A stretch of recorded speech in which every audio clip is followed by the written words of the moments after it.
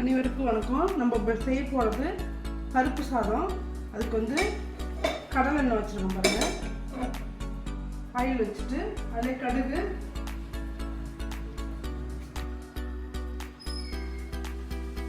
கொஞ்சம் பெருங்காயம் போட்டுக்கலாம்.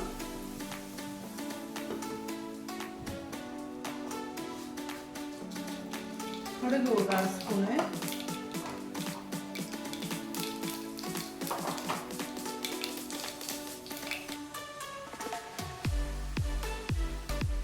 பட்டை ஒரு சின்ன பீஸு, 2 லவங்கம், ஒரு 1/4 ஸ்பூன் அளவுக்கு பெருஞ்சீரகம் போட்டு இது நல்லா வெடிக்கட்டும்னு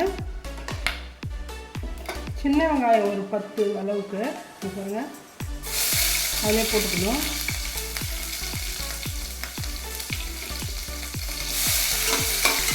சின்ன வெங்காயம் நல்லா வதங்கிட்டுன்னு பெரிய வெங்காயம் ஒரு அளவுக்கு 1 எடுத்து கட் பண்ணி வச்சுருக்கேன்.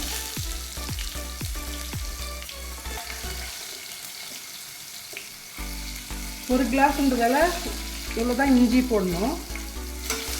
ஒரு கிளாஸ் அரிசிக்கு 1/2 கிளாஸ் கம்மியாக பருப்பு ஊற வச்சுருக்கேன். சின்ன வெங்காயம் வாங்கினதும் பெரிய வெங்காயம் ஒன்று கட் பண்ணி போட்டுக்கலாம். பச்சை மிளகா 2, காஞ்ச மிளகா ஒரு 2. காரத்துக்கு மிளகாத்தூள்லாம் போடக்கூடாது, இதுதான் காரமே.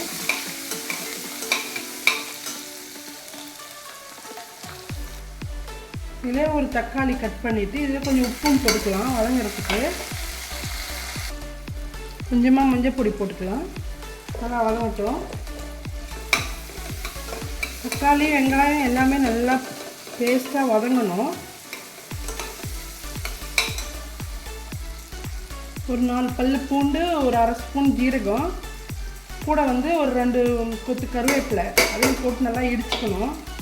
வெறும் இதில் கல்லில் இடிச்சிட்டு அப்படியே சேர்த்துக்கணும். இதில்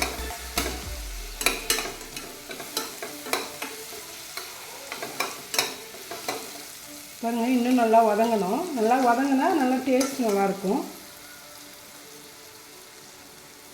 ஒரு கிளாஸ் தண்ணிக்கு 3.5 கிளாஸ், ஒரு கிளாஸ் அரிசிக்கு 3.5 கிளாஸ் தண்ணி வச்சு இப்போ இதிலே ஊற்றி கொதிக்க வச்சிடலாம்.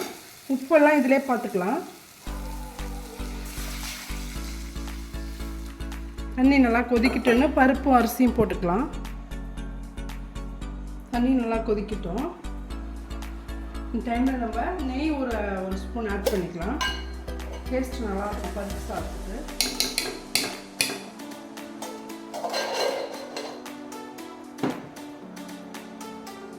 இந்த டைமில் நம்ம பருப்பு போட்டுக்கலாம். நல்லா ஊற வச்ச பருப்பு இது பாருங்க.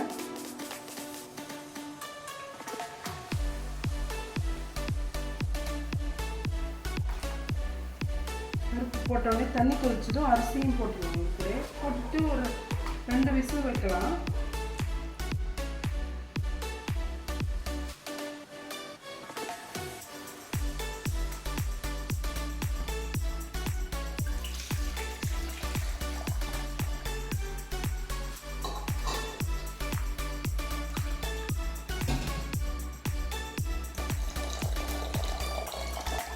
எப்பயும் நான் வடிக்கிற சாப்பாட்டு அரிசி, புழுங்கல் அரிசி தான் இது. இதுதான் நம்ம போட்டிருக்கோம். ஒரு 1/2 மணி நேரத்துக்கு முன்னாடியே ஊற வச்சுட்டேன்.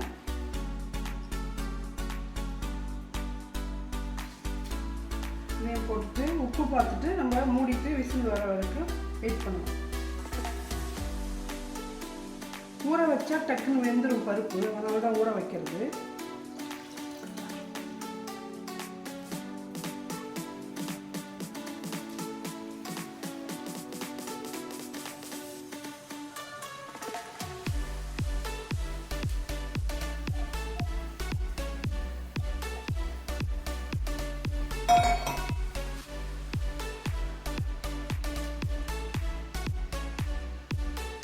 நல்லா கிண்டிட்டு உப்பு இருக்கா செக் பண்ணிவிட்டு மூடிடுங்க.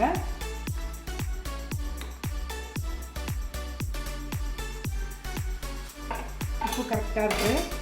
டைமில் மூடிட்டு